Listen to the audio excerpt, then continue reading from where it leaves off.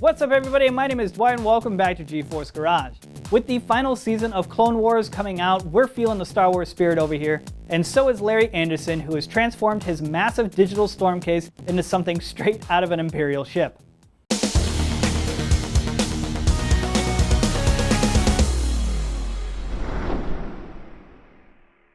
Well, welcome Larry to GeForce Garage. Thank you. So what did you bring us today? I brought my Death Star PC. Nice. So what was your inspiration for this? So of course, I'm a Star Wars fan. I've loved Star Wars since I was a kid. And I usually build small range PCs and mid-range PCs, but I've never modded a case so large. So I thought Death Star was a good name for it. I think it's very fitting. So what modifications have you done to the case? So this is my first huge case, like I said. It was really easy to work with. I did design the distro plates here and the shrouds here and on the back, and also got the tubes set up and everything. So tell me a little bit more about the lighting and tubes.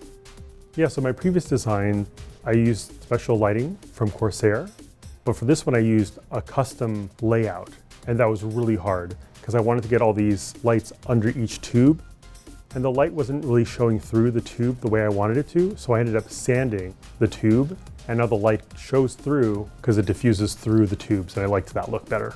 Yeah, they look awesome. So I've worked in big cases before, and I know that water cooling can be kind of difficult along with cable management. How did you handle all of that? Yeah, so this was a huge case. So I have a huge water cooling loop, and it's pretty complicated because I have two distro plates, one here and then one on the back. And I have three radiators, two on the bottom and one on top.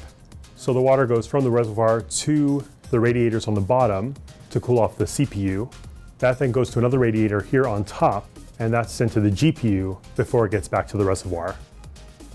And as far as cable management, again, there's a lot of room with a big case, but it is a lot of work because now you have much longer cables and you have to route them all the way through.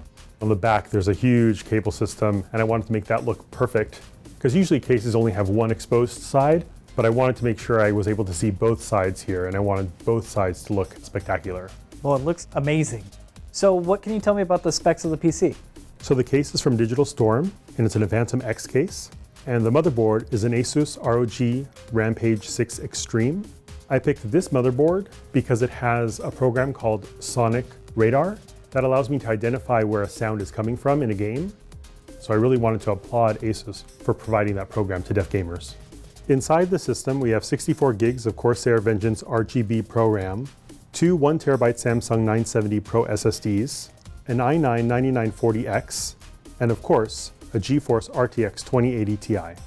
Aside from the two custom plates, the water cooling is all from EK, and the cable sleeving is from Mainframe Customs.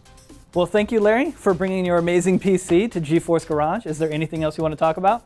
Yeah, I do want to thank my sponsors, Digital Storm, NVIDIA, Mainframe Customs, and V1 Tech. And I really enjoyed being here with you.